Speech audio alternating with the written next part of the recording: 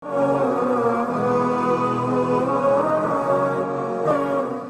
ورحمة الله وبركاته. الحمد لله رب العالمين والصلاة والسلام على أشرف الأنبياء والمرسلين نبينا محمد وعلى آله وصحبه أجمعين وعلى من تبعهم بإحسان إلى يوم الدين. أما بعد، محترم بھائیوں، نبی اکرم صلی اللہ علیہ وسلم کے اصحاب میں سے پچھلے درس میں حضرت ابوبکر صدیق رضی اللہ تعالیٰ عنہ سے متعلق گفتگو ہوئی. حضرت ابوبکر صدیق رضی اللہ عنہ کے بعد اس امت میں سب سے افضل شخص حضرت عمر بن خطاب ہیں رضی اللہ عنہ، اور آج کے درس میں انشاءاللہ حضرت عمر بن خطاب رضی اللہ تعالیٰ عنہ کی سیرت کے حوالے سے گفتگو ہوگی. اللہ عز و جل ہمیں اس گفتگو سے نفع پہنچائے اور اللہ تعالیٰ ہماری اصلاح فرمائے. تمہیدی طور پر یہ بات ہمیں یاد رکھنی چاہیے کہ صحابہ اکرام رضوان اللہ علیہ مجمعین کی زندگیوں کو پڑھنا، اسے سیکھنا، یہ سلف کا طریقہ رہا ہے. ابن الجوزی رحمۃ اللہ علیہ کہتے ہیں کہ سلف اپنے بچوں کو ابو بکر و عمر کی محبت ایسے سکھاتے تھے جیسے قرآن سکھایا جاتا ہے. اور کیوں نہ ہو کہ نبی اکرم صلی اللہ علیہ وسلم نے حدیث میں فرمایا المرء مع من احب، کہ قیامت کے دن آدمی اس کے ساتھ اللہ تبارک و تعالیٰ اٹھائے گا جس سے وہ محبت کرتا ہے. یعنی ہم میں سے ہر شخص قیامت کے دن ان کے ساتھ ہوگا جن سے ہم دنیا میں محبت کرتے تھے. اگر ہماری محبت صالحین کے ساتھ ہے، صحابہ کے ساتھ ہے، تابعین کے ساتھ ہے، محدثین کے ساتھ ہے، تو ہمارا حشر بھی اللہ تبارک و تعالیٰ کی مشیت کے ساتھ ان کے ساتھ ہی ہوگا. حضرت انس بن مالک رضی اللہ تعالیٰ عنہ کہتے ہیں کہ مجھے امید ہے کہ اللہ تبارک و تعالیٰ مجھے قیامت کے دن ابو بکر و عمر کے ساتھ اٹھائے گا، اس لیے کہ میں ان دونوں سے محبت کرتا ہوں، اگرچہ کہ میرا عمل ان کے عمل کے برابر نہیں ہے. تو یہ صحابہ اکرام کی زندگیاں ہمارے دلوں میں ان کی محبت پیدا کرتی ہیں جو ہمارے لیے بہت ہی مفید ہے. حضرت عمر بن خطاب رضی اللہ تعالیٰ عنہ کا نام عمر ہے. عمر ان کا نام ہے اور خطاب ان کے والد کا نام ہے. عمر بن خطاب بن نفیل یہ قریشی ہیں. نبی اکرم صلی اللہ علیہ وسلم سے ان کا نسب جا کر کے مل جاتا ہے. کچھ آباء و اجداد کے بعد نبی اکرم صلی اللہ علیہ وسلم سے ان کا نسب ملتا ہے. ان کا نام عمر ہے اور ان کی کنیت ابو حفص ہے. ابو حفص کنیت ہے. پچھلے درس میں نے آپ کے سامنے ذکر کیا کہ حضرت ابو بکر صدیق رضی اللہ عنہ کا اصل نام عبداللہ تھا، لیکن ابو بکر کے نام سے وہ مشہور ہوئے. اور ایسے رہا ہے تاریخ اسلام میں کہ ہر شخص کی کنیت ہوتی تھی. جو بڑا بیٹا ہوتا ہے اس کے نام سے جوڑ کر کے ابو فلان کہا جاتا ہے. حضرت عمر رضی اللہ تعالیٰ عنہ کی کنیت ابو حفص تھی. کیوں ابو حفص تھی؟ کیونکہ آپ کی بڑی بیٹی کا نام حفصہ تھا. اسی کی وجہ سے حضرت عمر رضی اللہ تعالیٰ عنہ کی کنیت ابو حفص تھی. اور آپ کے جو القاب ہیں ان میں سے مشہور لقب فاروق ہے. فاروق کا معنی کیا ہے؟ وہ جو حق و باطل میں فرق کرتا ہے، وہ جو صحیح غلط میں فرق کرتا ہے. حضرت عمر فاروق رضی اللہ تعالیٰ عنہ کو ہم فاروق کے ساتھی کہتے ہیں. یہ آپ کا لقب ہے اور یہ لقب مسلمانوں نے آپ کو دیا. صرف مسلمانوں نے نہیں بلکہ تاریخ کہتی ہے اہل کتاب یعنی یہود و نصارہ نے بھی آپ کو فاروق کہا ہے کہ اللہ عز و جل نے آپ کے ذریعے سے حق کو غالب کیا تھا. حضرت عمر رضی اللہ تعالیٰ عنہ کی پیدائش عام الفیل ہاتھیوں والا جو واقعہ ہوا تھا، ابرہا کے لشکر کا واقعہ جو ہوا تھا، مشہور واقعہ ہے سورہ فیل میں جس کا اللہ نے ذکر کیا ہے. اس واقعے کے 13 سال کے بعد حضرت عمر رضی اللہ تعالیٰ عنہ کی پیدائش ہوئی. اس وجہ سے وہ نبی اکرم صلی اللہ علیہ وسلم سے 13 سال چھوٹے تھے. حضرت عمر فاروق رضی اللہ عنہ نبی اکرم صلی اللہ علیہ وسلم سے 13 سال چھوٹے تھے. آپ کی والدہ کا نام حنتمہ تھا. آپ کی والدہ کا نام حنتمہ بنت ہاشم تھا، جیسا کہ حافظ ابن حجر اور ابن عبد البر نے ذکر کیا ہے رحمہم اللہ. آپ شخصی طور پہ دکھتے کیسے تھے؟ شریعت کہتی ہے کہ انسان کا جسم یہ اصل نہیں ہے، انسان کا عقیدہ اور عمل اصل ہے. لیکن عام طور پر علماء جب کسی کی تاریخ لکھتے ہیں تو ان کی شخصیت بھی بتاتے ہیں کہ وہ دکھنے میں کیسے تھے. حضرت عمر رضی اللہ تعالیٰ عنہ سے متعلق ہے کہ حضرت عمر رضی اللہ تعالیٰ عنہ گندمی رنگ کے تھے، گیہوں کے رنگ کے تھے. یہ حضرت عمر کے بارے میں مورخین نے لکھا ہے. جبکہ بعض علماء مانتے ہیں کہ حضرت عمر رضی اللہ تعالیٰ عنہ گورے تھے، سفید تھے. اہل علم کہتے ہیں کہ یہ دونوں ممکن ہے کہ حضرت عمر رضی اللہ تعالیٰ عنہ سفید تھے، پھر بعد میں جا کر جب خلافت کا بوجھ آیا اور محنت اور مشقت شروع کر دی، اور خاص طور پر ان کی خلافت کے موقع پر 18 ہجری میں ایک قحط سالی آئی تھی جسے عام الرماد کہا جاتا ہے. بہت سخت دن تھے مسلمانوں پر، اس موقع پر کھانے کے لیے صحیح کھانا فراہم نہیں تھا، تو زیتون زیادہ کھانے کی وجہ سے حضرت عمر رضی اللہ تعالیٰ عنہ کا رنگ بدل گیا تھا، سفید سے گندمی رنگ ہو گیا تھا۔ تو بہرحال آپ کے بارے میں کہا گیا ہے کہ آپ کا رنگ گندمی تھا، گیہوں کا رنگ تھا، اور آپ جسمانی طور پہ بہت لمبے تھے، طویل تھے۔ حضرت ابوبکر کے بارے میں آیا کہ نہ وہ طویل تھے نہ وہ قص قد تھے، عمر فاروق رضی اللہ عنہ کے بارے میں آیا کہ آپ طویل تھے، اور وہیں پر آپ کے بارے میں یہ بھی آیا کہ آپ اصلع تھے۔ اصلع کسے کہتے ہیں؟ جن کے سر کے سامنے کے بال گر گئے، اصلع جسے کہتے ہیں، یعنی آپ کے سر کے سامنے کے بال گر گئے تھے۔ حضرت عمر رضی اللہ تعالیٰ عنہ کے بارے میں یہ وارد ہے، اور یہ بھی آپ کی جسمانی کیفیت میں وارد ہے کہ آپ کی جو داڑھی تھی بہت گھنی تھی، کث اللحیہ، بعض داڑھی ایسی ہے جو طویل ہوتی ہے، اور بعض داڑیاں ایسی ہوتی ہیں جو گھنی ہوتی ہیں، کثرت بال کی وجہ سے، طویل ہونے کی وجہ سے آپ کی داڑھی بہت ہی گھنی تھی۔ حضرت عمر کے بارے میں یہ وارد ہے، اور آپ کی جسمانی حوالے سے بات وارد ہے کہ آپ بہت طاقتور تھے، بہت قوی تھے، مضبوط تھے جسمانی اعتبار سے، حتیٰ کہ نبی اکرم صلی اللہ علیہ وسلم نے حضرت عمر رضی اللہ تعالیٰ عنہ کو منع کر دیا کہ تم طواف کرتے ہوئے حجر اسود کے پاس مت جاؤ، کیونکہ حجر اسود کے پاس لوگ ہوتے ہیں، تمہارے جسم کی وجہ سے لوگوں کو اذیت ہو سکتی ہے۔ اس قدر وہ مضبوط اور طاقتور تھے۔ نبی اکرم صلی اللہ علیہ وسلم نے حضرت عمر سے کہا کہ جب لوگ نہ ہوں تب حجر اسود کو چھونا، اگر لوگ ہوں تو دور ہی سے استلام کر لو اور تحلیل و تکبیر کے ساتھ طواف کرنا شروع کرو۔ آپ نے حضرت عمر کو اسی وجہ سے منع کیا کیونکہ بہت زیادہ قوی اور طاقتور تھے۔ یہ حضرت عمر رضی اللہ تعالیٰ عنہ کی جسمانی امور سے متعلق گفتگو ہے۔ حضرت عمر رضی اللہ تعالیٰ عنہ نے متعدد شادیاں کی، متعدد شادیاں حضرت عمر نے کی۔ ان میں سے جو قابل ذکر بات جو کہنا چاہتا ہوں وہ یہ کہ حضرت عمر کی شادی حضرت علی رضی اللہ تعالیٰ عنہ کی بیٹی ام کلثوم سے ہوئی تھی۔ ام کلثوم رضی اللہ تعالیٰ عنہ سے حضرت عمر رضی اللہ تعالیٰ عنہ کی شادی ہوئی تھی، جو کہ فاطمہ کی بیٹی تھی، علی کی بیٹی تھی، اور اس کی وجہ یہ ہے حضرت عمر رضی اللہ تعالیٰ عنہ صرف اور صرف اپنی رشتہ داری نبی سے مضبوط کرنا چاہتے تھے، حالانکہ ایسی کوئی دوسری چیز نہیں تھی، صرف رشتہ داری کی وجہ سے، اس لیے کہ حدیث میں نبی اکرم صلی اللہ علیہ وسلم نے فرمایا کہ قیامت کے دن عام طور پہ سارے رشتے ختم ہو جائیں گے سوائے میرے رشتے کے، جو میرا رشتہ ہے یعنی آل بیت ہیں، وہ رشتہ برقرار رہے گا قیامت کے دن بھی۔ حضرت عمر نے صرف اسی وجہ سے ام کلثوم سے نکاح کیا تھا، اور حضرت ام کلثوم سے اللہ عز و جل نے آپ کو ایک بیٹا اور ایک بیٹی دی تھی۔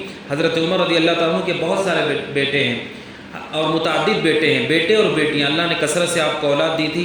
ان میں سے جو مشہور صحابی ہیں جن کو ہم جانتے ہیں عبداللہ، جن کو عبداللہ بن عمر کہا جاتا ہے، جو کہ ممتاز صحابہ میں سے بلکہ مفتیان صحابہ میں سے ہیں۔ نبی اکرم صلی اللہ علیہ وسلم کے رخصت ہونے کے بعد وہ صحابہ اکرام کے اندر ایک بڑے عالم کی حیثیت رکھتے تھے، بلکہ وہ فتوے دیا کرتے تھے، جو کہ حضرت عمر رضی اللہ تعالیٰ عنہ کے بیٹے ہیں۔ حضرت عمر رضی اللہ تعالیٰ عنہ اسلام سے پہلے اسلام کے خلاف بہت شدید رویہ رکھتے تھے۔ نبی اکرم صلی اللہ علیہ وسلم سے بھی ان کی دشمنی سخت تھی، اور مسلمانوں سے بھی ان کی دشمنی سخت تھی۔ اس سے اندازہ لگایا جا سکتا ہے، بخاری کی حدیث میں حضرت سعید بن زید ان کو وہ کہتے ہیں کہ حضرت عمر رضی اللہ تعالیٰ عنہ مجھے باندھ کر رکھتے تھے کہ کہیں اللہ کے نبی صلی اللہ علیہ وسلم کے پاس میں نہ جاؤں، یعنی بہت زیادہ سخت تھے اسلام کے خلاف۔ اور یہ بات مشہور معروف ہے، آپ بھی جانتے ہیں کہ حضرت عمر رضی اللہ تعالیٰ عنہ اسلام لانے سے پہلے اسلام کے خلاف تھے، حتیٰ کہ یہ جملہ بھی کہا جاتا تھا کہ ممکن ہے کہ عمر کے گھرانے کے گدھے ایمان لائیں لیکن عمر کبھی ایمان نہیں لا سکتا ہے، یعنی کسی کو امید نہیں تھی کہ عمر فاروق رضی اللہ عنہ ایمان میں داخل ہوں گے ان کی شدت اور دشمنی کی وجہ سے، لیکن حضرت عمر ایمان میں داخل ہوئے جب ان کی عمر 26 سال کی تھی۔ اس عمر میں اللہ نے ان کو ایمان کی ہدایت دی۔ نبی اکرم صلی اللہ علیہ وسلم کی دعاؤں میں سے ایک دعا یہ تھی، آپ نے فرمایا اے اللہ ابو جہل اور عمر بن خطاب ان دونوں میں سے، دونوں اللہ کے دین کے دشمن تھے، اللہ کے نبی دعا کرتے تھے کہ اے اللہ ان دونوں میں سے جو زیادہ تیرا محبوب ہے، تیرے نزدیک ہے، اس کو ہدایت دے دے۔ چنانچہ ابو جہل کفر پہ مرا اور اللہ عز و جل نے عمر بن خطاب کو ہدایت دی، اور 26 سال کی عمر میں حضرت عمر رضی اللہ تعالیٰ عنہ اسلام میں داخل ہوئے۔ حضرت عمر اپنی قوت، اپنی شدت اور طاقت کی وجہ سے مکے مشہور تھے۔ جب وہ اسلام میں داخل ہوئے، حضرت عبداللہ بن مسعود کہتے ہیں گویا کہ یہ اسلام کی پہلی فتح تھی، بغیر جنگ کے یہ پہلی فتح تھی کہ حضرت عمر جیسا شخص ایمان میں داخل ہو گئے۔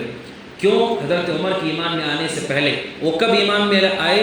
اس حوالے سے بہت سارے اہل علم کہتے ہیں نبی ہونے کے بعد 6 سال آپ کے گزر چکے تھے، اس کے بعد وہ ایمان میں آئے ہیں۔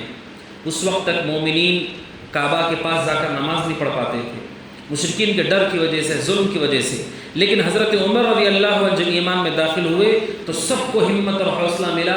حضرت عبداللہ بن مسعود رضی اللہ تعالیٰ عنہ کا مشہور جملہ ہے، وہ کہتے ہیں ما زلنا اعزہ منذ اسلم عمر، کہتے ہیں کہ جب سے عمر اسلام میں آ گئے تب سے ہم مسلسل عزت میں ہیں، مسلسل برتری میں ہیں۔ حضرت عمر رضی اللہ تعالیٰ عنہ کے ذریعے سے اللہ عز و جل نے مسلمانوں کو تائید دی۔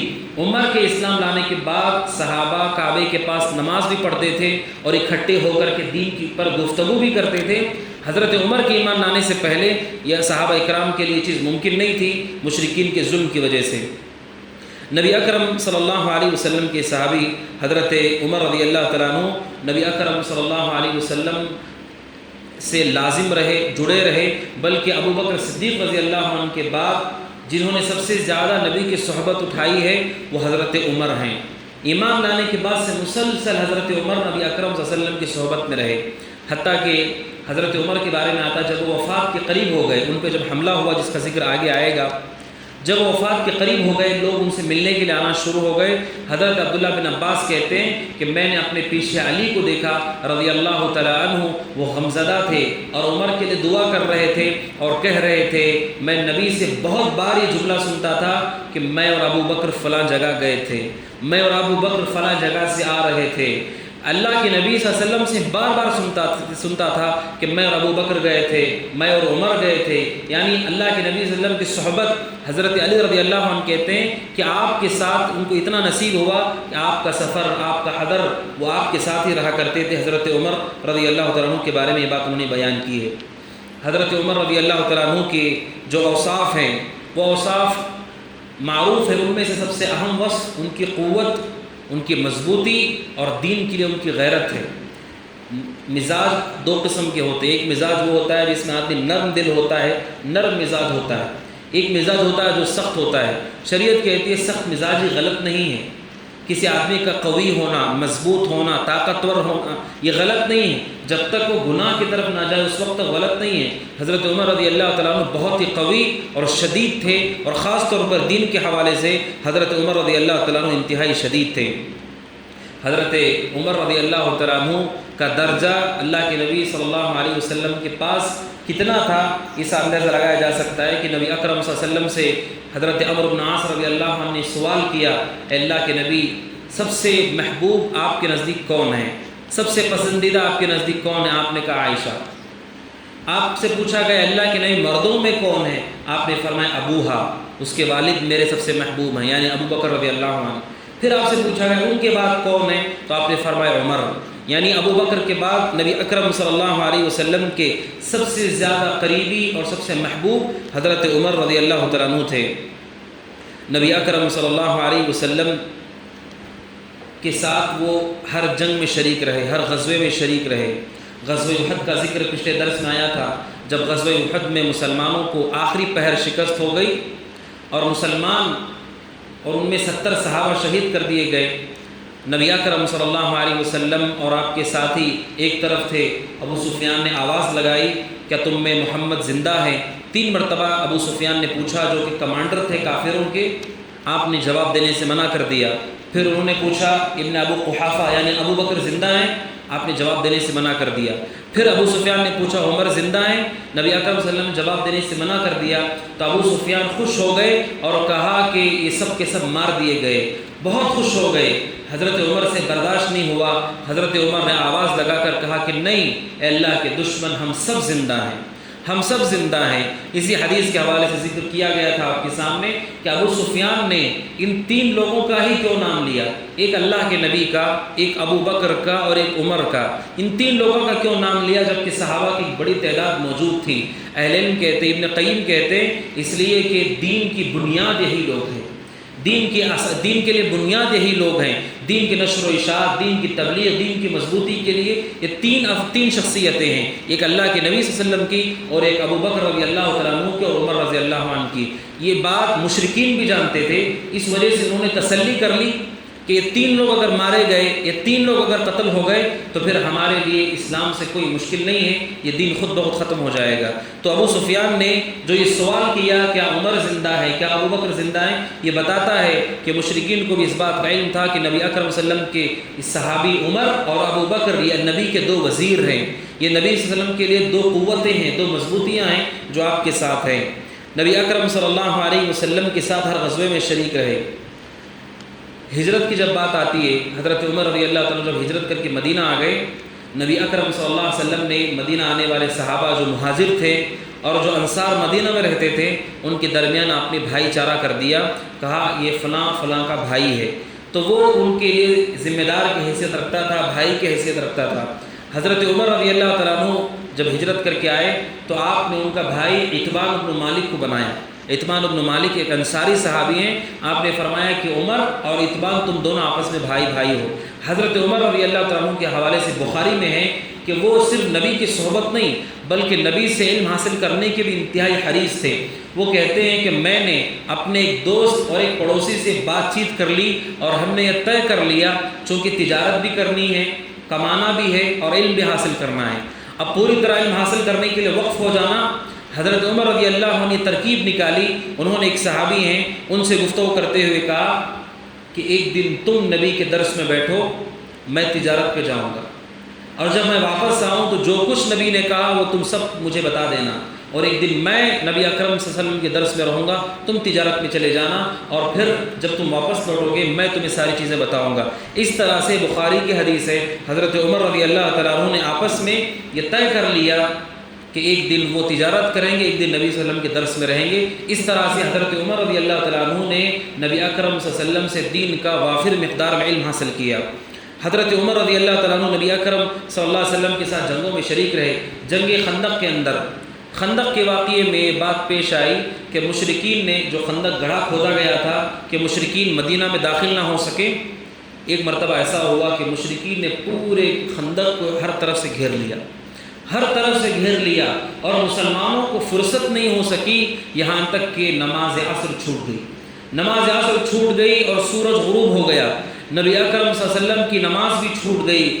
نبی اکرم صلی اللہ علیہ وسلم، ویسے تو آپ نے ہمیشہ دعائیں دی ہیں، لیکن جب آپ کی نماز عصر چھوٹ گئی ان کی وجہ سے آپ بہت ناراض ہوئے۔ آپ نے فرمایا شغلونی عن صلاۃ العصر ملأ اللہ قبورہم وبیوتہم نارا، آپ نے کہا ان لوگوں کی وجہ سے میری نماز عصر چھوٹ گئی، اللہ ان کے قبروں کو، گھروں کو آگ سے بھر دے، کہ ان کی وجہ سے میری نماز عصر چھوٹ گئی۔ اسی روایت میں ہے کہ حضرت عمر رضی اللہ عنہ نبی اکرم صلی اللہ علیہ وسلم کے پاس آئے اور انہوں نے آ کر کے نبی اکرم صلی اللہ علیہ وسلم کے سامنے مشرکین کو برا بھلا کہنا شروع کر دیا، اور حضرت عمر شدید ناراض ہوئے کہ ان کی وجہ سے نماز عصر ضائع ہو گئی۔ اہل علم کہتے ہیں جس طرح نبی کو شدید غصہ ہوا نماز عصر کی چھوٹنے کی وجہ سے، ویسے ہی حضرت عمر رضی اللہ تعالیٰ عنہ بھی شدید ناراض ہوئے، اور اس وجہ سے کہ حضرت عمر رضی اللہ تعالیٰ عنہ نماز کے حوالے سے نماز کے بارے میں بہت زیادہ حساس تھے، نماز کے بارے میں بہت حد درجے فکر مند تھے، اور آپ کی زندگی کے، آپ کی سیرت سے پتہ چلتی ہے حضرت عمر رضی اللہ تعالیٰ عنہ نماز کے حوالے سے بہت زیادہ اہتمام کرنے والے تھے۔ نبی اکرم صلی اللہ علیہ وسلم کے صحابی، جب فتح مکہ کی بات آئی، فتح مکہ کے موقع پر نبی اکرم صلی اللہ علیہ وسلم نے حضرت عمر کو اپنے سے آگے بھیجا اور کہا کہ مکے میں جو کعبہ میں جو تصویریں ہیں ان سب کو مٹا دو، ان سب تصویروں کو مٹا دو۔ حضرت عمر رضی اللہ تعالیٰ عنہ نے ساری تصویروں کو مٹایا اور پھر نبی اکرم صلی اللہ علیہ وسلم داخل ہوئے۔ کہنے کا مقصود یہ ہے کہ جتنے غزوے ہوئے، جتنی جنگیں ہوئیں، حضرت عمر رضی اللہ تعالیٰ عنہ اس میں شریک رہے، نبی اکرم صلی اللہ علیہ وسلم کے دست و بازو بن کر رہے، اور آپ صلی اللہ علیہ وسلم کے ساتھ مل کر کے دین کے حوالے سے کوشش کرتے رہے۔ ان کی دین کے حوالے سے غیرت اور فکر مندی کا عالم یہ ہے۔ فتح مکہ کے موقع پر ایک واقعہ ہو گیا، وہ واقعہ یہ ہے، ایک صحابی حضرت حاطب بن ابی بلتع، سورہ ممتحنہ، اس آیت سورہ ممتحنہ کی پہلی آیت کی تفسیر میں آپ کو یہ واقعہ ملے گا کہ ایک صحابی حاطب بن ابی بلتع، انہوں نے نبی اکرم صلی اللہ علیہ وسلم کے راز کو فاش کر دیا۔ نبی اکرم صلی اللہ علیہ وسلم جب کسی پہ حملہ آور ہونا چاہتے، آپ بتاتے نہیں تھے کہ آپ کس طرف سے جا رہے ہیں، آپ اسے چھپا کر کے رکھتے تھے۔ صحابی نے کیا کیا، ایک خط لکھ کر کے ایک لونڈی کو دے دیا اور کہا کہ مشرکین مکہ تک پہنچا دو کہ تمہارے اوپر حملہ ہونے والا ہے، یعنی فتح مکہ کا واقعہ پیش آنے والا ہے۔ جب نبی اکرم صلی اللہ علیہ وسلم کوئی پتہ چلا آپ کو وحی کے ذریعے سے بتایا گیا کہ آپ کے ایک صحابی نے آپ کے راز کو کھول دیا ہے اور ایک لونڈی وہ خط لے کر کے مکہ پہنچنے والی ہے، نبی اکرم صلی اللہ علیہ وسلم نے کچھ صحابہ کو بلایا اور آپ نے فرمایا، بخاری کی حدیث ہے، روضہ خاف ایک جگہ کا نام ہے، آپ نے کہا وہاں پر ایک عورت ملے گی، اس عورت کے پاس ایک خط ہے، اس کو تم لے لو۔ نبی اکرم صلی اللہ علیہ وسلم کے صحابہ، ان میں سے حضرت علی بھی تھے، وہ گئے اور انہوں نے عورت سے کہا کہ وہ خط ہمارے حوالے کر دو۔ اس نے کہا کہ میرے پاس کوئی خط نہیں ہے، کوئی لیٹر نہیں ہے۔ حضرت علی نے اسے دھمکی دی، کہا کہ ہم خیر کے ساتھ پوچھ رہے ہیں، وہ ہمارے حوالے کر دو۔ پھر روایت میں ہے کہ اس نے اپنی چوٹی یا اپنی کمر کی طرف سے وہ خط نکال کر کے دیا۔ بعض علم کہتے ہیں گویا کہ اس نے اپنی چوٹی میں رکھ کر کے اسے اپنی کمر کی جانب پھنسا لیا تھا اور وہاں سے خط نکال کر کے حضرت علی کے حوالے کیا، جو آئے تھے ان کے حوالے کیا اور نبی اکرم صلی اللہ علیہ وسلم کے پاس پہنچے۔ آپ کو بتایا گیا کہ یہ کام حضرت حاطب نے کیا ہے، حاطب رضی اللہ عنہ نے کیا ہے، اور مسلمانوں کے خلاف مشرکین کی مدد کرنا بہت بڑا جرم ہے، بہت بڑی غداری ہے کہ مسلمانوں کے خلاف کافروں کی مدد کی جائے، ان کو اسلحہ فراہم کرنا، ان کو مسلمانوں کی خبریں دینا، ان کی فوج کو مضبوط کرنا بہت بڑا جرم ہے، جاسوسی کرنا۔ نبی اکرم صلی اللہ علیہ وسلم کو جب معلوم ہوا، آپ نے حاطب کو بلایا، آپ نے کہا کہ تم نے ایسا کیوں کیا؟ حضرت حاطب نے کہا، اللہ کے نبی، دین کی ناپسندیدگی نہیں ہے، میں کوئی کافر منافق مرتد نہیں ہوں، میرے پاس ایک عذر ہے، اس وجہ سے میں نے ایسے کر دیا۔ حضرت عمر بن خطاب رضی اللہ عنہ نے کہا، اللہ کے نبی، انہ خان اللہ ورسولہ والمؤمنین، کہا اللہ کے نبی، اس نے اللہ کے ساتھ خیانت کی ہے، رسول کے ساتھ خیانت کی ہے، مومنین کے ساتھ خیانت کی ہے، آپ مجھے چھوڑیں، میں اسے قتل کر دوں گا۔ نبی اکرم صلی اللہ علیہ وسلم نے حضرت عمر کو قتل کرنے کی اجازت نہیں دی، انہوں نے اپنا عذر بیان کیا، اصل بات یہ ہے کہ میرے جو رشتہ دار مکہ میں رہتے ہیں ان کی مدد کرنے والا کوئی نہیں ہے۔ کل جب مکہ پہ حملہ ہوگا، ہر صحابی کے رشتہ دار جو وہاں رہتے ہیں کوئی نہ کوئی ان کو بچا لے گا، میرے رشتہ دار کوئی نہیں ہے ایسے کہ جن کو کوئی قبیلہ بچا سکے۔ میں نے یہ سوچا کہ ان کو خط لکھ دیں گے تو میرے احسان کی وجہ سے کم از کم میرے رشتہ دار جو مکہ میں رہ گئے ہیں وہ ان کی حفاظت کریں گے۔ انہوں نے عذر پیش کیا۔ نبی اکرم صلی اللہ علیہ وسلم نے حضرت عمر کو کہا کہ تم قتل مت کرو۔ حضرت عمر رضی اللہ تعالیٰ عنہ سے اللہ کے نبی نے فرمایا صلی اللہ علیہ وسلم، عمر بات یہ ہے کہ یہ صحابی بدر میں شریک تھے، یہ صحابی بدر میں شریک تھے، اور اللہ عز و جل نے بدریوں کو دیکھ کر کے کہا، جو بدر میں شریک تھے ان کو دیکھ کر کے کہا، اعملوا ما شئتم قد غفرت لکم، تم جو چاہے عمل کرو میں تمہیں معاف کر چکا ہوں۔ یہ اللہ نے سارے بدریوں کے لیے کہا، چونکہ یہ بھی بدری صحابی ہیں لہٰذا ان کو مارا نہیں جا سکتا، کیونکہ ان کی ساری اخطاء کو اللہ نے پہلے ہی معاف کر دیا ہے۔ یعنی اس واقعے سے پتہ چلتا ہے کہ حضرت عمر رضی اللہ تعالیٰ عنہ دین کے حوالے سے انتہائی غیرت مند تھے، دین کے حوالے سے انتہائی فکر مند تھے۔ اور عجیب اتفاق کی بات یہ ہے کہ جس طرح نبی اکرم صلی اللہ علیہ وسلم کے ساتھ وہ عام حالات میں رہے، وہ حالات جو عام حالات نہیں ہیں، اتفاقی حالات، ان حالات میں بھی حضرت عمر نبی اکرم صلی اللہ علیہ وسلم کی صحبت پائی ہے۔ مثال کے طور پر مشہور واقعہ بخاری کا، نبی اکرم صلی اللہ علیہ وسلم ایک مرتبہ نکلے، صحیح مسلم کا واقعہ ہے، ایک مرتبہ اللہ کے نبی صلی اللہ علیہ وسلم اپنے گھر سے نکلے بھوک کی وجہ سے۔ آپ گھر سے نکلے، یعنی یہ آپ کا نکلنا یہ عام عادات کی وجہ سے نہیں تھا، ایک سبب کی وجہ سے، بھوک کی شدت کی وجہ سے آپ گھر کے باہر نکلے۔ جب آپ باہر نکلے تو آپ نے حضرت ابو بکر کو بھی دیکھا اور حضرت عمر کو بھی دیکھا، ابو بکر کو بھی دیکھا اور حضرت عمر کو بھی دیکھا رضی اللہ عنہما۔ آپ نے ان دونوں سے پوچھا کہ اس وقت تم کیا کر رہے ہو باہر؟ کہا اللہ کے نبی بھوک کی وجہ سے ہم بھی باہر آئے ہیں۔ اہل علم کہتے ہیں اللہ عز و جل نے ان شیخین کو، ابو بکر و عمر کو، نبی کے صحبت صرف عام حالات میں نہیں، اتفاقی واقعات، اتفاقی حالات میں ان کو نبی کی صحبت ملی کہ وہ بھی جس طرح نبی بھوک سے نکلے ہیں وہ بھی اپنے گھروں سے بھوک سے نکلے۔ نبی اکرم صلی اللہ علیہ وسلم ایک انصاری صحابی کے گھر کے پاس گئے، باغیچے کے پاس گئے، وہ گھر پہ نہیں تھے، ان کی بیوی تھی، ان کی خاتون تھی۔ انہوں نے جب دیکھا اللہ کے نبی ہیں، ابو بکر و عمر ہیں، تو خوش ہو گئی اور ان کو اندر آنے کی دعوت دی، اہلاً و سہلاً کہا۔ نبی اکرم صلی اللہ علیہ وسلم نے جب پوچھا کہ وہ کہاں ہیں، آپ کے شوہر کہاں ہیں، تو انہوں نے کہا اللہ کے نبی وہ میٹھے پانی کی تلاش میں باہر گئے ہیں۔ اسی اثنا میں وہ صحابی بھی آ جاتے ہیں اور وہ نبی اکرم صلی اللہ علیہ وسلم کو دیکھ کر، ابو بکر و عمر کو دیکھ کر انتہائی خوش ہوتے ہیں اور کہتے ہیں کہ ان سے افضل کسی اور کا مہمان نہیں ہو سکتا ہے۔ اس زمین پہ سب سے افضل مہمان کس کے مہمان ہیں؟ جس کے گھر پہ ابو بکر و عمر اور اللہ کے نبی آئے ہیں۔ پھر انہوں نے دعوت دی اور فوراً جیسے ہی وہ گھر میں داخل ہوئے فوراً آپ کے سامنے کھجور کا خوشہ رکھا، کھجور کھانے کے لیے رکھا، اور فوراً گئے اور ایک بکری کو ذبح کیا اور بکری کا گوشت آپ کے سامنے پیش کیا، پانی آپ کے سامنے پیش کیا۔ نبی اکرم صلی اللہ علیہ وسلم نے بھی کھایا، ابو بکر و عمر نے بھی کھایا۔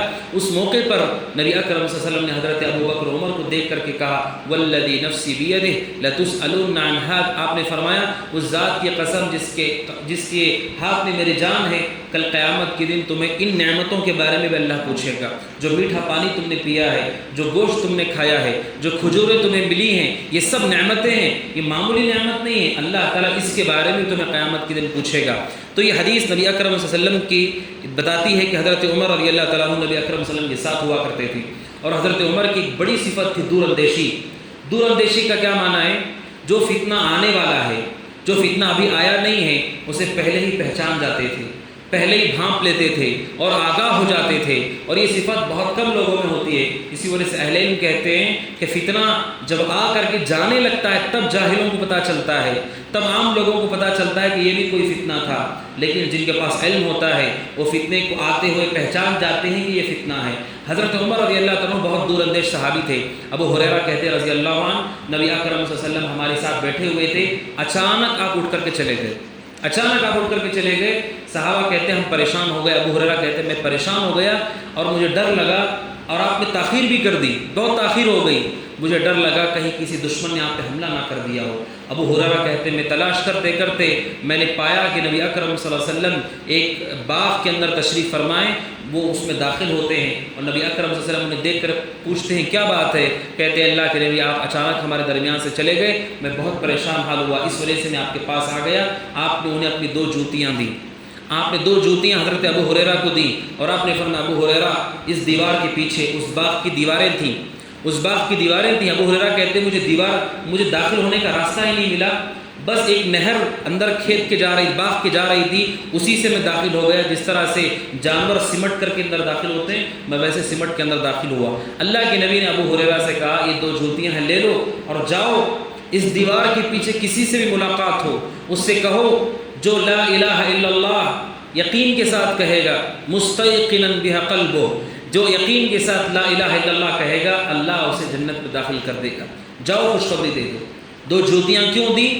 یہ بتانے کے لیے کہ یہ نبی ہی کی بات ہے، اسے یقین دلانے کے لیے، سامنے والے کو یقین دلانے کے لیے آپ نے اپنی جوتیاں حضرت ابو ہریرہ کے حوالے کر دی۔ ابو ہریرہ باہر نکلے تو اتفاق سے ان کی ملاقات عمر بن خطاب سے ہو گئی۔ حضرت عمر سے جب ملاقات ہوئی اور حضرت عمر نے دیکھا کہ ان کے ہاتھ میں نبی کی جوتیاں ہیں، حضرت ابو ہریرہ نے حضرت عمر کو کہا خوش ہو جاؤ، جو لا الہ الا اللہ کہے گا یقین کے ساتھ اللہ جنت میں اسے داخل کرے گا۔ حضرت عمر ناراض ہو گئے اور ایسا ان کو گھونسا مارا، ابو ہریرہ اپنے پیٹھ کے بل پیچھے کی طرف گر گئے، پیٹھ کے بل پیچھے کی طرف گر گئے۔ ابو ہریرہ رضی اللہ تعالیٰ عنہ پریشان ہو گئے، ناراض ہو گئے، اور روتے ہوئے نبی اکرم صلی اللہ علیہ وسلم کے پاس پہنچے۔ اللہ کے نبی صلی اللہ علیہ وسلم نے پوچھا کیا بات ہے؟ کہ اللہ کے نبی عمر سے ملاقات ہوئی، عمر نے مجھ پہ ہاتھ اٹھایا اور میں پیچھے کی طرف گر گیا۔ اللہ کے نبی نے عمر سے کہا عمر تم نے ایسا کیوں کیا؟ کہ اللہ کے نبی ابو ہریرہ نے یہ بات کہی مجھ سے کہ جو لا الہ الا اللہ کہہ دے گا یقین کے ساتھ اللہ جنت میں داخل کر دے گا۔ اے اللہ کے نبی آپ نے یہ بات کہی ہے؟ آپ نے کہا میں نے ہی یہ بات کہی۔ اللہ کے نبی میرا یہ مشورہ ہے کہ یہ بات لوگوں کے سامنے نہیں بولنی چاہیے، یہ بات لوگوں کے سامنے نہیں آنی چاہیے۔ کیوں؟ اگر یہ بات لوگوں کے سامنے آئے گی لوگ عمل کرنا چھوڑ دیں گے، کلمہ پڑھ کے عمل کو کلمے پہ اتکا کر لیں گے، کلمے میں بھروسہ کر لیں گے اور عمل کرنا چھوڑ دیں گے۔ لہٰذا میرا مشورہ یہ ہے اس بات کو یہیں پر رہنے دیں۔ اللہ کے نبی صلی اللہ علیہ وسلم نے حضرت عمر کے اس مشورے کو قبول کر لیا، اور پھر اللہ کے نبی صلی اللہ علیہ وسلم نے اس بات کو جو آپ نے ابو ہریرہ سے کہی تھی آپ نے آگے بڑھانے نہیں دی، اور وہ بات ابو ہریرہ اور عمر بن خطاب رضی اللہ تعالیٰ عنہما کے درمیان رہی۔ یعنی حضرت عمر رضی اللہ دور اندیش تھے، اور آج بھی آپ دیکھیے بہت سارے لوگ اس حدیث کو غلط سمجھتے ہیں جس حدیث میں کہا گیا جو لا الہ الا اللہ کہہ دے جنت میں داخل ہوگا۔ کیا معنی سمجھتے ہیں لوگ؟ لا الہ الا اللہ کہنے کے بعد نماز کی بھی ضرورت نہیں، روزے کی بھی ضرورت نہیں، حج کی بھی ضرورت نہیں، حرام کام سے اجتناب کی بھی ضرورت نہیں۔ یہ عام لوگوں کا حال ہے، یہی لوگ کلمے کا معنی سمجھ رہے ہیں. یہی حضرت عمر نے کہا کہ یہ کلمہ آپ پڑھیں گے، یہ کلمے کی فضیلت سنیں گے تو بھروسہ کر لیں گے اور لوگ عمل کو ترک کرنے لگیں گے. اس وجہ سے حضرت عمر رضی اللہ تعالیٰ عنہ نے نبی اکرم صلی اللہ علیہ وسلم کو مشورہ دیا. حضرت عمر رضی اللہ تعالیٰ عنہ کے امت پہ بڑے احسانات ہیں. ان میں سے ایک عظیم احسان یہ ہے کہ حدیث کی کتابوں میں سب سے مشہور حدیث، سب سے عظیم حدیث، جسے پورے دین کا خلاصہ کہا جاتا ہے، پورے دین کا نچوڑ کہا جاتا ہے، حدیث جبریل، جس میں حضرت جبریل انسانی شکل میں آئے تھے. اسلام، ایمان، احسان اور قیامت کب آئے گی، ان 4 بنیادی سوالات کے بارے میں نبی سے پوچھا تھا. یہ مشہور حدیث روایت کرنے والے حضرت عمر رضی اللہ عنہ ہیں، جس میں پورے دین کا خلاصہ ہے. یہ امت پہ احسان ہے حضرت عمر رضی اللہ تعالیٰ عنہ کا کہ انہوں نے اس پوری حدیث کو، اس پورے واقعے کو من وعن یاد رکھا اور پھر انہوں نے اس کو روایت کیا. اسی وجہ سے آپ صحیح مسلم کو کھولیں، صحیح مسلم کی پہلی حدیث آپ کو یہی ملے گی کہ حضرت عبداللہ بن عمر کے پاس کچھ لوگ آئے اور ان سے کہا کہ ہمارے یہاں علاقے میں کچھ لوگ اٹھے ہیں اور وہ کہتے ہیں کہ تقدیر نامی کوئی چیز نہیں ہے. حضرت عبداللہ بن عمر نے کہا ان لوگوں سے ملاقات ہو تو کہہ دو کہ عبداللہ بن عمر کا ان سے کوئی واسطہ نہیں ہے، ان کا مجھ سے کوئی واسطہ نہیں ہے. اور پھر حضرت عبداللہ بن عمر نے یہ حدیث، اپنے والد کی حدیث ان کے سامنے بیان کی. یعنی مشہور و معروف حدیث، حدیث جبریل، حضرت عمر رضی اللہ عنہ نے اس کو بیان کیا ہے. دوسرا احسان، عظیم ترین حدیث، بخاری کی سب سے پہلی حدیث، انما الاعمال بالنیات، اعمال کا دار و مدار نیتوں پر ہے. یہ حدیث سوائے عمر رضی اللہ عنہ کے کسی صحابی نے نہیں روایت کی، جو پورے اعمال کی بنیاد ہے، ہر عمل کی بنیاد یہ حدیث ہے. کوئی آدمی توحید کو قبول کرے، نیت اگر نہ ہو توحید قبول نہیں کی جاتی ہے. کوئی نماز پڑھے، نیت نہ ہو نماز قبول نہیں کی جاتی ہے. کوئی بھی عمل ہو اگر نیت نہیں ہے اللہ عمل قبول نہیں کرتا ہے. اس حدیث کے راوی حضرت عمر ہیں اور حافظ ابن حجر کہتے ہیں عمر کے علاوہ کسی اور صحابی نے وہ روایت نہیں کیے. یہ حضرت عمر رضی اللہ تعالیٰ عنہ کے عظیم احسانات میں سے ہیں. اور حضرت عمر رضی اللہ تعالیٰ عنہ سبحان اللہ ایسی مبارک شخصیت ہیں کہ ان کے جو مشورے ہوتے تھے ان مشوروں کے مطابق اللہ عز و جل نے آسمان سے وحی نازل کی ہے. بہت سارے ایسے مواقع ہیں. سیوطی رحمۃ اللہ علیہ کہتے ہیں کہ تقریباً 20 یا اس سے زیادہ مرتبہ ایسا ہوا ہے کہ حضرت عمر نے کوئی مشورہ دیا، کوئی بات کہی اور اللہ نے آسمان سے ویسے ہی وحی نازل کی ہے. ان میں سے جو مشہور بات ہے میں آپ کے سامنے ذکر کرتا ہوں. ان میں سے جو مشہور واقعہ ہے وہ اسارہ بدر کا ہے، بدر کے قیدیوں کا ہے. پہلی جنگ اسلام کی جسے فرقان کہا جاتا ہے، حق و باطل میں فرق کرنے والی جنگ. مسلمان 300 اور کچھ صحابہ تھے اور مشرکین 1000 تھے. اللہ نے جنگ بدر میں جب مسلمانوں کو فتح دی اور مشرکین کے 70 لوگ قید کیے گئے، 70 لوگوں کو پکڑ لیا گیا. نبی اکرم صلی اللہ علیہ وسلم نے صحابہ سے مشورہ کیا، ابو بکر سے مشورہ کیا ان لوگوں کا کیا کرنا چاہیے. ابو بکر چونکہ نرم دل آدمی تھے، انہوں نے مشورہ دیا کہ ان سے ہمیں فدیہ لینا چاہیے اور ان کو چھوڑ دینا چاہیے. جو پڑھا سکتے ہیں، جن کے پاس علم ہے، وہ مدینہ کے بچوں کو پڑھا دیں اور ان کو آزاد کر دیں. حضرت عمر سے آپ نے پوچھا، حضرت عمر کا مشورہ یہ تھا اے اللہ کے نبی جتنے مشرکین ہیں ہر مشرک کے رشتہ دار مسلمان کو اس کے حوالے کر دیا جائے اور وہ اس کی گردن مار دے اور وہ اس کو قتل کر دے. اور حضرت عمر نے اس کی وجہ بھی بتائی کیونکہ اللہ کے نبی یہ 70 کے 70 لوگ مشرکین کے سردار ہیں، یہ کفر کے سرغنے ہیں، یہ کفر کی بنیادیں ہیں. اللہ کے نبی ان سب کو زندہ زمین پہ نہیں چھوڑنا چاہیے. حضرت عمر کا یہ مشورہ تھا، لیکن نبی اکرم صلی اللہ علیہ وسلم نے حضرت ابو بکر صدیق رضی اللہ عنہ کے مشورے کے مطابق فیصلہ کیا. حضرت عمر رضی اللہ عنہ کا مشورہ قبول نہیں کیا، لیکن قرآن مجید نے اللہ عز و جل نے آیت نازل کر دی جس میں اللہ عز و جل نے حضرت عمر کی رائے کی، جس میں اللہ تبارک و تعالیٰ نے حضرت عمر کے رائے کے مطابق وحی نازل کی کہ ان مشرکین کو قتل کیا جانا چاہیے تھا. تو یہ حضرت عمر رضی اللہ عنہ کی رائے تھی جس کے مطابق آسمان سے وحی اتری. ایک دوسری موافقت، حضرت عمر رضی اللہ عنہ یہ چاہتے تھے جب پردے کا حکم نہیں تھا، وہ چاہتے تھے نبی کی بیویوں کو پردہ کرنا چاہیے، نبی کی بیویوں کو حجاب کرنا چاہیے. وہ اللہ کے نبی کے پاس آتے ہیں اور آ کر اللہ کے نبی سے کہتے ہیں اللہ کے نبی آپ کے پاس اچھے لوگ بھی آتے ہیں، برے لوگ بھی آتے ہیں، آپ اپنی بیویوں سے کہیں کہ وہ پردہ کریں، وہ حجاب کریں، کیونکہ اچھے اور برے آتے ہیں. نبی اکرم صلی اللہ علیہ وسلم سے انہوں نے مشورہ دیا اور ویسے ہی قرآن مجید میں اللہ عز و جل نے پردے کا حکم نازل کرتے ہوئے حکم دے دیا کہ مومنی امہات المؤمنین کو پردے میں ہونا چاہیے. بلکہ قرآن مجید نے کہا اذا سألتموهن متاعا فاسألوهن من وراء حجاب، اگر نبی کی بیویوں سے کوئی کام ہے، کوئی چیز لینی ہے، پردے کی آڑ سے تعامل کرو، پردے کی آڑ سے تم اپنا معاملہ کرو. اللہ عز و جل نے پردے کی آیت نازل کر دی. حضرت عمر رضی اللہ تعالیٰ عنہ کی یہ موافقت میں سے ہے.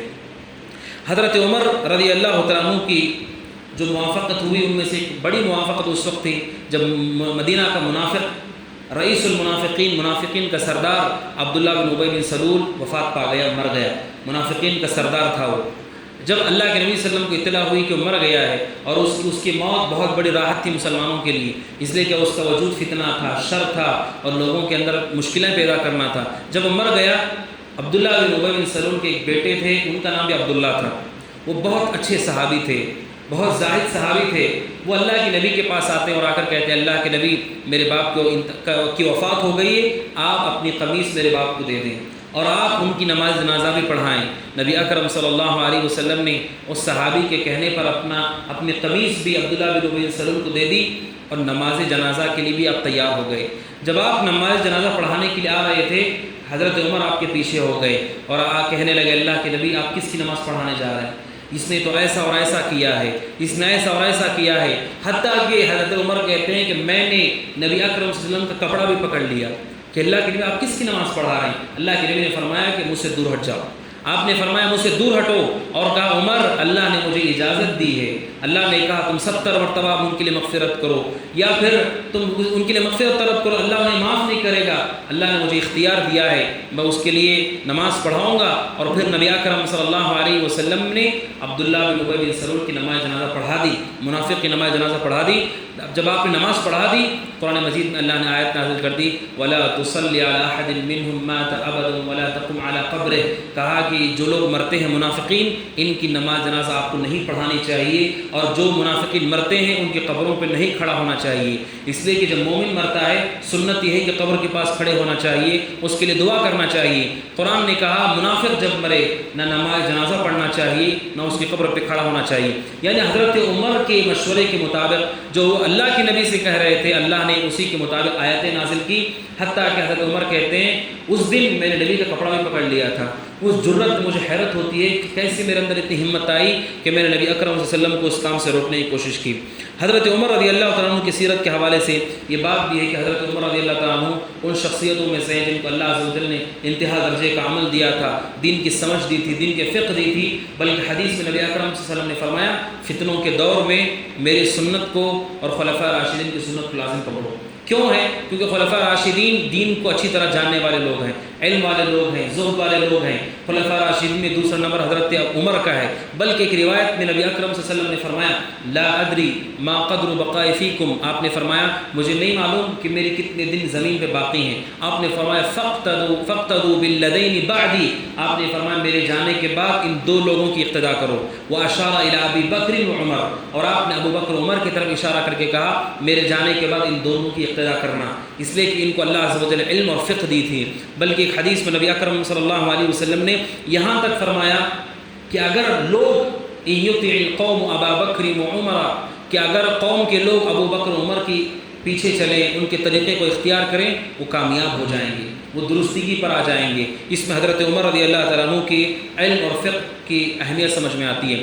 حضرت عمر رضی اللہ تعالیٰ عنہ ان کے بارے میں قرآن حدیث میں نبی اکرم صلی اللہ علیہ وسلم نے یہ بات پیشن گوئی کے طور پہ بیان فرمائی کہ جب تک عمر زندہ ہیں امت پہ بڑے بڑے فتنے نہیں آئیں گے، امت میں بڑے بڑے فتنے نہیں آئیں گے، بلکہ حضرت عمر کو دروازہ بتایا گیا امت اور فتنوں کے درمیان۔ حضرت عمر رضی اللہ تعالیٰ عنہ ایک دروازے کے مانند تھے، جب تک وہ زندہ تھے فتنے نہیں تھے، بلکہ جب بڑے بڑے فتنوں کا موقع آیا حضرت عمر رضی اللہ تعالیٰ عنہ نے اس کو ختم کر دیا۔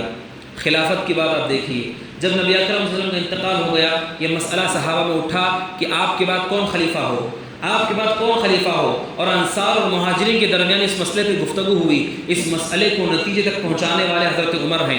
حضرت عمر نے سب سے پہلے ابو بکر کے ہاتھ پر بیعت کر کے اس مسئلے کو ختم کر دیا کہ نبی کے بعد ابو بکر ہی خلیفہ ہونا چاہیے۔ یعنی انہوں نے امت کو منتشر ہونے سے بچا کر کے سب کو ایک طرف کر دیا اور پورے کے پورے انصار اور مہاجرین کو سمجھایا، نصیحت کی اور وہ دلائل دیے جس سے پتہ چلتا ہے کہ ابو بکر ہی حقدار ہے خلافت کے۔ اہل علم کہتے ہیں حضرت عمر رضی اللہ تعالیٰ عنہ کے علم قوت اور اللہ عز و جل نے کیسے ان کے ذریعے سے فتنوں کو ختم کیا، اس کی زندہ مثال ہے کہ انہوں نے سارے لوگوں کو ابو بکر رضی اللہ تعالیٰ عنہ پہ جمع کر دیا۔ جب حضرت ابوبکر صدیق رضی اللہ عنہ زندہ تھے، حضرت ابوبکر کی زندگی میں عمر فاروق رضی اللہ عنہ نے وہ عظیم الشان مشورہ دیا۔ مشورہ یہ تھا، جنگ یمامہ میں بڑے بڑے قراء علماء شہید ہو گئے، بڑے بڑے حفاظ کرام شہید ہو گئے۔ حضرت عمر ابوبکر کے پاس آئے اور کہا، ابوبکر آپ نے نہیں دیکھا جنگ یمامہ میں بڑے بڑے صحابہ شہید ہو گئے، بڑے بڑے قراء شہید ہو گئے، میرا مشورہ یہ ہے کہ آپ قرآن کو ایک طرف جمع کر دیجیے۔ یہ بڑے بڑے علماء چلے جا رہے ہیں، حفاظ چلے گئے، آپ پورے قرآن کو ایک طرف جمع کر دیں۔ حضرت ابوبکر نے عمر کے مشورے کے مطابق قرآن کو جمع کیا تھا۔ یہ بھی حضرت عمر رضی اللہ تعالیٰ عنہ کے عظیم الشان کارناموں میں سے ہے۔ حضرت عمر رضی اللہ تعالیٰ عنہ ابوبکر صدیق نے اپنی وفات کے پہلے ہی عمر رضی اللہ عنہ کو اپنا جانشین منتخب کر دیا کہ میرے بعد عمر بن خطاب خلیفہ ہوگا۔ کسی نے ابوبکر سے پوچھا، آپ عمر کا نام بتا کے جا رہے ہیں، اللہ پوچھے گا تو کیا کہیں گے؟ اللہ پوچھے گا کہ تم نے تمہارے بعد کس کو اپنا جانشین بنایا، کس کا نام دے کر آئے ہو؟ ابوبکر رضی اللہ عنہ نے پورے اطمینان سے کہا، میں اللہ سے کہوں گا کہ میں نے ان میں سب سے بہتر کا نام ذکر کیا ہے، ان میں سب سے بہتر کا نام ذکر کیا ہے۔ حضرت ابوبکر صدیق کو بھی یہ علم تھا کہ اس امت کے سب سے بہترین شخص کوئی ہیں، حضرت عمر رضی اللہ تعالیٰ عنہ ہیں، اور حضرت ابوبکر صدیق رضی اللہ عنہ کے درجے کے بعد ہیں۔ جب حضرت عمر کو خلافت نصیب ہوئی، حضرت عمر رضی اللہ تعالیٰ عنہ کی خلافت عظیم الشان رہی۔ 10 سال تک انہوں نے خلافت کی، 10 سال 6 مہینے تک حضرت عمر کی خلافت ہوئی، اور اس میں عظیم الشان واقعات پیش آئے۔ حضرت عمر رضی اللہ تعالیٰ عنہ جب وہ حکومت میں آئے، انہوں نے بہت ساری تبدیلیاں کی، بہت سارے اہم کام انتظامی امور کے تحت انہوں نے کیے۔ ان کے عظیم الشان ان کاموں میں سے ایک کام یہ تھا، انہوں نے رجسٹر بنوایا، فوجیوں کے لیے دیوان مقرر کیا، رجسٹر مقرر کیا جس میں ان کے نام لکھے ہوئے ہوں۔ یہ حضرت عمر نے اپنی زندگی میں کروایا، یہ حضرت عمر کے کارناموں میں سے ہے۔ اور دوسرا، حضرت عمر ہی کے زمانے میں اسلامک کیلنڈر کا آغاز ہوا، اسلامک کیلنڈر کا آغاز ہوا۔ اصل بات یہ ہوگی کہ حضرت عمر کے پاس ایک مسئلہ آیا، ایک آدمی کا معاملہ تھا جسے حل کرنا تھا شعبان میں۔ حضرت عمر نے کہا، کون سے شعبان کو اس کا معاملہ حل کرنا ہے؟ آیا آنے والے شعبان کو، یا اس شعبان کو، یا وہ شعبان جو گزر چکا ہے؟ کیسے معلوم ہوگا کہ کس شعبان کو اس کا مسئلہ حل کرنا ہے؟ حضرت عمر سمجھ گئے کہ ضروری ہے کہ اسلامک کیلنڈر ہو جہاں تحدید ہو کہ سال کون سا ہے اور تاریخ کون سی ہے۔ حضرت عمر نے مشورہ کیا، مشورے میں 4 باتیں سامنے آئیں۔ بعض نے کہا نبی کی پیدائش کو متعین کرو، وہاں سے اسلامک کیلنڈر کا آغاز ہو۔ بعض لوگوں نے کہا نبی کو جب اللہ عز و جل نبوت دی، یعنی آپ کی بعثت، اس کو بنیاد بناؤ، وہ کیلنڈر کے لیے بنیاد بنایا جائے۔ بعض نے کہا کہ نبی اکرم صلی اللہ علیہ وسلم نے جو ہجرت کی ہے، ہجرت کو بنیاد بنایا جائے۔ بعض لوگوں نے کہا آپ کی وفات کو بنیاد بنایا جائے۔ ان میں سے حضرت عمر نے غور کیا۔ رہی بات آپ کی پیدائش کی، اس کا صحیح علم صحابہ کے پاس نہیں تھا، صحیح علم صحابہ کے پاس نہیں تھا کہ آخر تحدیداً آپ کی پیدائش کب ہوئی ہے، کس تاریخ کو ہوئی ہے۔ اور رہی بات نبی اکرم صلی اللہ علیہ وسلم کی بعثت کی کہ کب آپ کو نبی بنایا گیا، تحدیداً اس کا بھی علم صحابہ کے پاس نہیں تھا کہ بالتحدید کس تاریخ کو نبی اکرم صلی اللہ علیہ وسلم کو نبوت دی گئی ہے۔ اور رہی بات آپ کی وفات، کہا وہ غم کا دن ہے، وہ غم کا موقع ہے کہ آپ کی وفات ہو گئی۔ حضرت عمر رضی اللہ تعالیٰ کے سامنے ایک چیز بچ گئی، وہ آپ کی ہجرت کا واقعہ ہے، اور وہ عظیم الشان واقعہ ہے جہاں پر اسلام کی تاریخ پوری طرح بدل گئی۔ اللہ عز و جل نے مسلمانوں کو کمزوری سے نکال کر ایک مضبوط حکومت دی مدینہ شہر کے اندر۔ حضرت عمر نے اسلامک کیلنڈر کا آغاز کیا اور اس کو بنیاد سال ہجری کو نبی اکرم صلی اللہ علیہ وسلم کی ہجرت کو بنایا، اور تاریخ کے مہینے کے اعتبار سے محرم پہلا مہینہ اسلامی مہینہ ٹھہرا۔ تو اس طرح حضرت عمر رضی اللہ تعالیٰ عنہ نے اپنی زندگی کے اندر ہجری تاریخ کا بھی سلسلہ شروع کیا، اور وہیں پر حضرت عمر رضی اللہ تعالیٰ عنہ نے جو کام کیا ان میں سے کام یہ تھا مسجد نبوی کی توسیع ہے۔ مسجد نبی کی توسیع ہے، یعنی آپ کی جو مسجد ہے، نبی اکرم صلی اللہ علیہ وسلم کی جو مسجد ہے، اس کو انہوں نے کشادہ کر دیا۔ ابوبکر صدیق نے اس کے ساتھ چھیڑ چھاڑ نہیں کی، جیسے مسجد نبی کے زمانے میں تھی ویسے ہی حضرت ابوبکر کے زمانے میں تھی۔ لیکن جب حضرت عمر کی خلافت آئی، حضرت عمر نے اس کو وسیع کر دیا، باقی تبدیلیاں دوسری نہیں کی، یعنی حضرت عمر نے دیواریں اور جو ستون تھے اور جو چھت تھے اس کو نہیں بدلا، اس کو وسیع کر دیا، یعنی دوسرا حصہ اس میں داخل کر دیا۔ البتہ حضرت عمر نے ایک کام یہ کیا، مسجد نبوی میں کنکریاں بچھا دی، یعنی پہلے مٹی ہوتی تھی، کیچڑ ہو جاتا تھا، بلکہ حدیث میں ایک حدیث ہے نبی اکرم صلی اللہ علیہ وسلم نے ایک مرتبہ فجر کی نماز پڑھائی اور آپ نے سلام پھیرا، بارش کی وجہ سے زمین گیلی ہو گئی تھی، آپ کی پیشانے پہ کیچڑ لگا ہوا تھا۔ اس سے اہل علم ایک بات بھی بتاتے ہیں کہ نماز پڑھتے ہوئے چہرے کو صاف نہیں کرنا چاہیے، بار بار چہرے کو ہاتھ نہیں لگانا چاہیے، کیونکہ اگر ایسا ہوتا آپ نمازی کی حالت میں اس مٹی کو ہٹا دیتے۔ آپ نے سلام پھیرا، آپ کے پیشانے پہ کچھ لگا ہوا تھا، یعنی زمین ایسے ہی تھی۔ حضرت عمر نے کیا کیا، مزید توسیع کر دی، اور مسجد کے اندر حضرت عمر رضی اللہ تعالیٰ عنہ نے کنکریاں ڈال کر کے اس زمین کو حضرت عمر رضی اللہ تعالیٰ عنہ نے ہموار کیا اور مضبوط کیا۔ اور وہیں پر حضرت عمر نے ایک نیا سلسلہ یہ شروع کیا رعایا کے خیال کے لیے کہ جو خلیفہ ہے، حکمران ہے، اسے لوگوں سے جڑے رہنا چاہیے۔ چنانچہ انہوں نے رات میں پہرا اور رات میں گشت کو شروع کیا۔ حضرت ابوبکر صدیق کے زمانے میں بات نہیں تھی، حضرت عمر خود بخود رات میں نکلتے تھے اپنی کسی غلام یا خادم کے ساتھ، اور وہ خود اپنی آنکھوں سے رعایا کو دیکھتے تھے کہ وہ کن حالات سے گزر رہے ہیں، کن مسائل سے گزر رہے ہیں۔ یہ حضرت عمر رضی اللہ تعالیٰ نے شروعات کی کہ بادشاہ کو، حکمران کو لوگوں سے جڑے رہنا چاہیے، ان سے قریب ہونا چاہیے۔ یہ حضرت عمر نے شروعات کی۔ ایک مشہور واقعہ ہے، اللہ کے نبی صلی اللہ علیہ وسلم کے صحابی عمر رضی اللہ تعالیٰ عنہ اپنے غلام اسلم کے ساتھ باہر نکلے اور گشت پہ تھے۔ انہوں نے دیکھا کہ ایک خاتون ہے، ایک آگ جل رہی ہے، وہاں پر گئے تو دیکھا کہ ایک عورت ہے اور کچھ وہ ہانڈی میں پکا رہی ہے، اور اس کے بچے جو ہیں وہاں پر موجود ہیں جو رو رہے ہیں۔ حضرت عمر رضی اللہ تعالیٰ عنہ نے اس سے پوچھا کہ کیا بات ہے؟ تو اس نے کہا کہ کھانے کے لیے کچھ نہیں ہے اور ہانڈی میں بھی کچھ نہیں ہے، صرف یہ ہانڈی چڑھی ہوئی ہے تاکہ بچوں کو اطمینان دلاسا دلا کر کے سلا دوں۔ اور پھر حضرت عمر سے کہتی ہے، اس نے نہیں معلوم کہ وہ کون ہے، اس عورت کو نہیں معلوم کہ وہ خود خلیفہ ہیں۔ تو حضرت عمر رضی اللہ تعالیٰ عنہ سے وہ کہتی ہے، اس کو علم نہیں تھا، کہتی ہے میرے اور عمر کے درمیان اللہ فیصلہ کرے گا، میرے اور عمر کے درمیان اللہ فیصلہ کرے گا کہ میری آج حالت یہ ہے، بچوں کو کھلانے کے لیے کچھ نہیں ہے۔ حضرت عمر نے کہا کہ خلیفے کو کیسے معلوم ہوگا کہ تمہاری کیا حالت ہے؟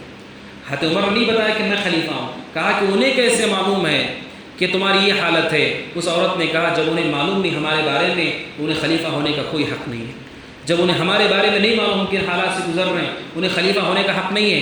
حضرت عمر فوری طور پہ بیت المال گئے اور وہاں سے آٹا لیا اور دیگر اشیاء لی، اور ان کے غلام اسلم سے کہا میری پیٹھ پر لا دو اس کو۔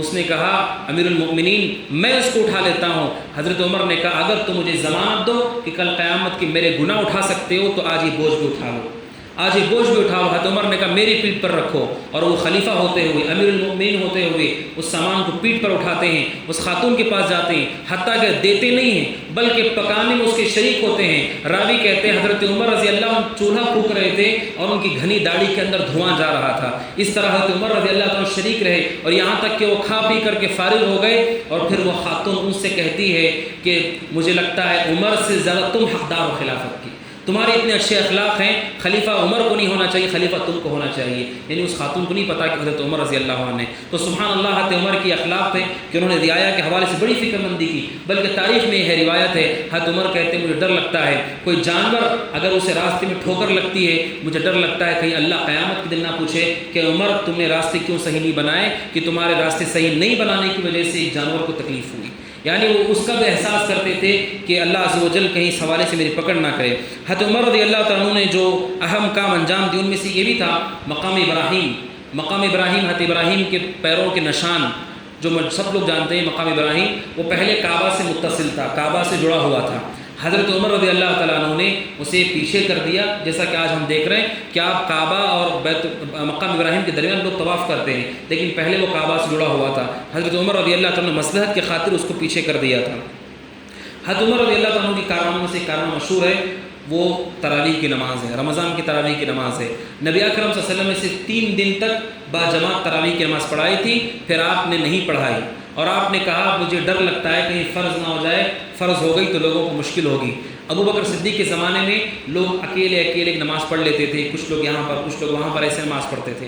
ایک مرتبہ حضرت عمر نے مسجد میں دیکھا کہ لوگ تھوڑے لوگ گروہ کی شکل میں نماز بنا کر جماعت بنا کر کے پڑھ رہے ہیں، نمازیں پڑھی جا رہی ہیں۔ حضرت عمر نے کہا کتنا اچھا ہوگا ان سب کو ایک امام کے ساتھ جمع کر دیا جائے۔ پھر حضرت عمر رضی اللہ تعالیٰ عنہ نے تمیم داری کو، ابی بن کعب کو حکم دیا کہ وہ لوگوں کو 11 رکعت نماز پڑھائیں، جیسا کہ موطا کی روایت ہے، اور حضرت عمر کے حکم پر تراویح کی نماز دوبارہ سے شروع ہوئی، اور حضرت عمر کے زمانے سے لے کر آج تک تسلسل کے ساتھ تراویح کی نماز مسجدوں میں ادا کی جاتی ہے۔ اسی وجہ سے اہل علم نے کہا کہ یہ زیادہ احسن افضل ہے کہ تراویح کو مسجد میں باجماعت ادا کیا جائے۔ حضرت عمر نے اس سلسلے کو شروع کیا، بلکہ بعض روایات میں ایسے بھی ہے حضرت علی رضی اللہ عنہ مسجد کے پاس سے گزرے، حضرت عمر نے یہ بھی شروع کیا کہ مسجد کے اندر چراغوں کو رکھا جائے تاکہ مسجد میں روشنی ہو سکے، یہ بھی سلسلہ شروع کیا۔ حضرت علی رضی اللہ عنہ مسجد کے پاس سے گزرے، دیکھا کہ لوگ نماز تراویح پڑھ رہے ہیں، مسجد چمک رہی ہے، روشن ہے۔ حضرت علی رضی اللہ تعالیٰ عنہ نے بعد میں دیکھا، اور حضرت علی رضی اللہ عنہ کہتے ہیں اللہ عز و جل عمر کی قبر کو منور کرے، اللہ تعالیٰ عمر کی قبر کو روشن کرے جس طرح اس نے ہماری مسجدوں کو روشن کر دیا، ہماری مسجدوں کو منور کر دیا۔ یعنی حضرت عمر رضی اللہ تعالیٰ عنہ کے کارناموں میں سے یہ کہ انہوں نے مسجدوں کے اندر باجماعت تراویح کی نماز کا سلسلہ شروع کیا، اور آپ کے زمانے میں عظیم الشان جو کام ہوئے ان میں فتوحات کا سلسلہ رہا۔ آپ کے زمانے میں اسلامی سرحدیں بہت طویل ہو گئیں۔ حضرت ابوبکر صدیق کے زمانے میں بات یہ تھی، خود داخلی فتنے بہت زیادہ تھے، مدعیان نبوت تھے، بعض لوگوں نے نبوت کا دعویٰ کر لیا اور بعض لوگ مرتد ہو گئے، بعض لوگوں نے زکوٰۃ دینے سے انکار کیا، داخلی فتنے بہت تھے، لیکن اللہ تبارک و تعالیٰ جزائے خیر دے ابوبکر کو اور پورے مسلمانوں کی طرف سے اللہ تعالیٰ ان کو بہترین بدلہ دے کہ ابوبکر نے پورے فتنوں کو ختم کر کے دین کو ویسے ہی کھڑا کر دیا جس طرح نبی کے زمانے میں تھا۔ حضرت عمر رضی اللہ تعالیٰ کے زمانے میں حضرت عمر کو مضبوطی ملی اور اسلامی سرحدیں کشادہ ہونے لگیں، حتیٰ کہ حضرت عمر رضی اللہ عنہ کے زمانے میں ملک شام، عراق، مصر، فلسطین اور بلاد فارس یعنی ایران، یہاں تک سرحدیں پھیل گئیں اور کشادہ ہو گئی، اور اس زمانے کی سپر پاور طاقت جو ایران تھی، کسرا تھا، فارس، وہ بھی حضرت عمر رضی اللہ تعالیٰ کے زمانے میں فتح کر لیا گیا۔ اور عظیم الشان فتح یہ تھی، حضرت عمر کے زمانے بیت المقدس بھی فتح ہو گیا جو آج یہودیوں کے قبضے میں ہے، اللہ تعالیٰ اسے آزاد کرے اور ہم سب کو ایمان کے ساتھ اس میں نماز کی توفیق عطا فرمائے۔ حضرت عمر رضی اللہ عنہ کے زمانے میں حضرت عمر نے عیسائیوں کے ہاتھوں سے اس کو فتح کر لیا، اور یہ حضرت عمر رضی اللہ تعالیٰ عنہ کے کارناموں میں سے ہے۔ لیکن عجیب بات حضرت عمر کے زمانے میں یہ ہوئی کہ ابوبکر صدیق رضی اللہ عنہ کے دور خلافت میں خالد بن ولید بڑے کمانڈر تھے اور وہ فوجوں کی سرپرستی کیا کرتے تھے۔ عمر کا جب زمانہ آیا، حضرت عمر نے خالد بن ولید کو اس پوسٹ سے ہٹا دیا، اس منصب سے ہٹا دیا، جبکہ حضرت خالد بن ولید ہر جنگ میں جاتے انہیں کامیابی ملتی تھی۔ حضرت عمر جب آئے تو انہوں نے ان کو اس منصب سے ہٹا دیا، اس کے اسباب کیا ہیں؟ ان میں سے ایک سبب یہ ہے، حضرت عمر رضی اللہ تعالیٰ عنہ کہتے ہیں کہ میں نے حضرت خالد کو اس لیے ہٹایا تاکہ لوگ یہ نہ گمان کریں کہ کامیابی خالد کی وجہ سے ملتی ہے، اللہ کی وجہ سے نہیں ملتی۔ اس وجہ سے ہٹایا تاکہ لوگوں کو معلوم ہو کہ کامیابی اللہ کی طرف سے ہے، خالد کی طرف سے نہیں ہے۔ یہ خالد بن ولید نہیں ہے جس کی وجہ سے کامیابی ہے، بلکہ وَمَن نَّصْرُ إِلَّا مِنْ عِنْدِ اللَّهِ، مدد ہمیشہ اللہ کی طرف سے آتی ہے۔ اس طرح سے حضرت خالد بن ولید کو ہٹا کر حضرت عمر نے سبق دیا، ایمان اگر ہے خالد کے بغیر بھی کامیابی ملے گی، ایمان اگر ہے کمزور فوج کے ساتھ بھی کامیابی ملے گی، اور ان کی جگہ پر ابو عبیدہ بن جراح کو اس منصب پہ بٹھا دیا۔ یہ حضرت عمر رضی اللہ تعالیٰ عنہ کے تقویٰ، توحید کی غیرت کے حوالے سے ایک بہت مضبوط دلیل ہے کہ انہوں نے لوگوں کے عقیدے کی فکر کرتے ہوئے کہ لوگ یہ نہ سوچنے لگے اللہ تبارک و تعالیٰ کے اوپر یقین چھوڑ کر خالد پہ یقین نہ کر لے رضی اللہ عنہ کہ یہ جائے گا تو کامیابی ملے گی، لوگوں کے عقیدے کے تحفظ کے لیے، توحید نے مضبوطی کے لیے حضرت عمر نے خالد بن ولید کو معزول کر دیا۔ حضرت عمر رضی اللہ تعالیٰ عنہ کے زمانے میں ایک عجیب واقعہ یہ پیش آیا، ایک نبی ہے دانیال علیہ السلام، یہ نبی ہے، ایک علاقہ تستر علاقہ فتح کر لیا گیا، تو وہاں پر جو اشیاء مسلمانوں کو ملی ان میں سے ایک جسم بھی ملا جو ایک نبی کا جسم تھا، جنہیں دانیال کہا جاتا ہے۔ حافظ ابن کثیر نے دیگر مورخین نے اس کو ذکر کیا ہے۔ ابو موسیٰ اشعری رضی اللہ تعالیٰ عنہ کہتے ہیں ایک جسم ہم کو ملا جو صحیح سالم تھا، کوئی تبدیلی اس جسم میں نہیں تھی۔ حضرت عمر انہوں نے خط لکھ کر کے بھیجا کہ ہمیں یہ ایسا دستیاب ہوا ہے، اور وہ حضرت اللہ کے نبی دانیال کا جسم تھا جیسا کہ اہل علم نے ذکر کیا ہے۔ حضرت عمر کو جب اطلاع ہوئی، حضرت عمر رضی اللہ تعالیٰ عنہ سے انہوں نے بتایا کہ اتنے سال ہو چکے ہیں لیکن جسم جیسے کا ویسا ہی ہے۔ حضرت عمر رضی اللہ تعالیٰ عنہ نے ان سے کہا تمہیں جان لینا چاہیے، نبی اکرم صلی اللہ علیہ وسلم کی حدیث ہے اس حوالے سے۔ حدیث کیا ہے؟ جب انبیاء مر جاتے ہیں، انبیاء وفات پاتے ہیں، انہیں دفن کیا جاتا ہے، جس طرح دوسرے لوگوں کا جسم سڑتا ہے انبیاء کا جسم نہیں سڑتا ہے، بلکہ حدیث میں آپ نے فرمایا ان اللہ حرم علی الارض ان تأکل اجساد الانبیاء، اللہ نے زمین پر حرام کیا ہے وہ نبیوں کو جسموں کو نہیں کھا سکتی ہے، وہ جیسے ہیں ویسے ہی رہتے ہیں۔ اس وجہ سے وہ نبی بھی دانیال علیہ السلام کا جسم جیسے تھا ویسے ہی حضرت دانیال کا جسم تھا۔ حضرت عمر رضی اللہ عنہ نے خط کا جواب دیتے ہوئے ابو موسیٰ اشعری کو کہا 13 قبریں کھودو اور ان 13 قبروں میں سے کسی ایک قبر میں دانیال کو دفن کر دو علیہ السلام، اور کسی کو نہ پتہ چلے کہ کس قبر میں دانیال کو دفن کیا گیا ہے، تاکہ لوگوں کے اندر یہ عقیدہ نہ پیدا ہو، لوگ قبر پرستی میں نہ ملوث ہو جائیں، لوگ قبروں کا طواف، قبروں کی عبادت نہ شروع کر دیں۔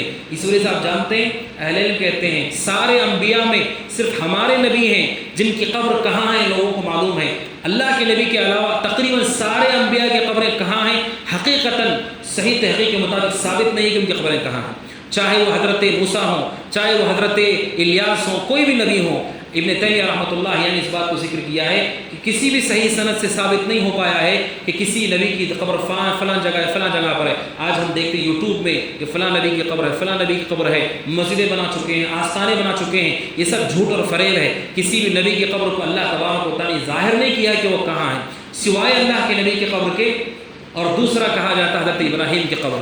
حضرت ابراہیم کے بارے میں کہا ان کی قبر معلوم ہے لوگوں کو، لیکن اللہ کے نبی صلی اللہ علیہ وسلم کی قبر کو اللہ عز و جل نے محفوظ کیا ہے کہ لوگ اس کی عبادت نہیں کر سکتے، اس لیے کہ نبی اکرم صلی اللہ علیہ وسلم نے دعائیں کی تھی۔ تو حضرت عمر نے یہ حکم دیا کہ دانیال علیہ السلام کے جسم کو رات میں چھپا دیا جائے، 13 قبروں میں سے کسی ایک قبر میں دفن کر دیا جائے۔ ابو موسیٰ اشعری نے اس پہ تعمیل کرتے ہوئے حضرت دانیال کو کسی ایک قبر میں دفن کر دیا گیا، اور آج تک کسی کو نہیں پتا کہ وہ قبر کون سی قبر ہے جس میں دانیال کو دفن کیا گیا علیہ السلام۔ تو حضرت عمر رضی اللہ تعالیٰ عنہ کا تقویٰ، دور اندیشی، دین کے حوالے سے فہم تھا کہ وہ لوگ فتنے میں نہ گر جائیں، اس حوالے سے انہوں نے یہ حکم ان کو دیا تھا۔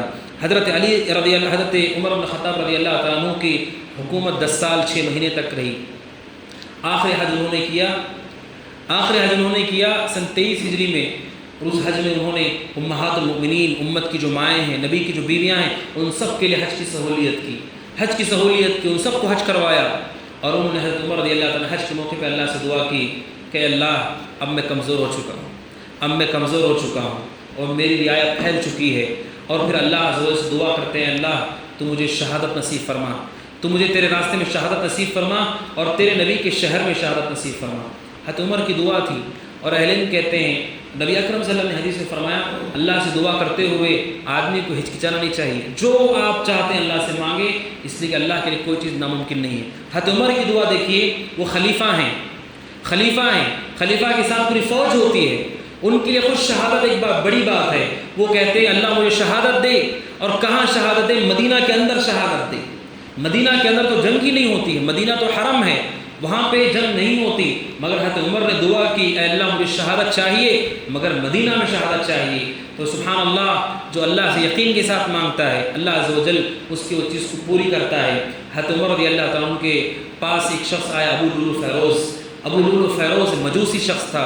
اس نے آ کر کے شکایت کی میرے اوپر بہت زیادہ خراج لگا دیا گیا ہے، مجھے بننے کی طاقت نہیں ہے۔ حضرت عمر نے کہا کیا کیا کام کرتے ہو؟ اس نے کام گنائے، میں یہ کام کرتا ہوں۔ حضرت عمر نے کہا تم جتنے کام کرتے ہو تمہارے اوپر تو خراج کم ہے، تم اور زیادہ دے سکتے ہو۔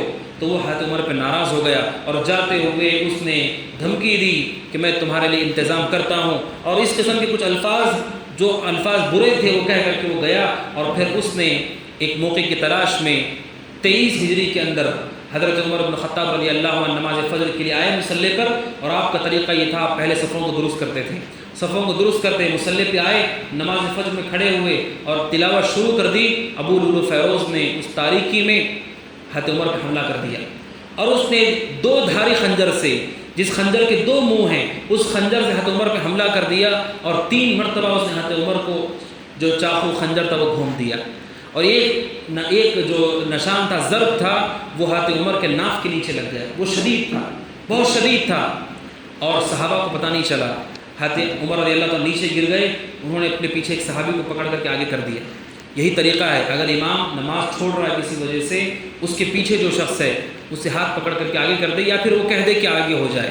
حضرت عمر نے ایک صحابی کو آگے کر دیا، غالباً عبدالرحمن بن عوف تھے، وہ مصلی پہ کھڑے ہو گئے، انہوں نے بالکل ہلکی پھلکی صورتیں پڑھائیں، چھوٹی چھوٹی صورتیں پڑھائیں۔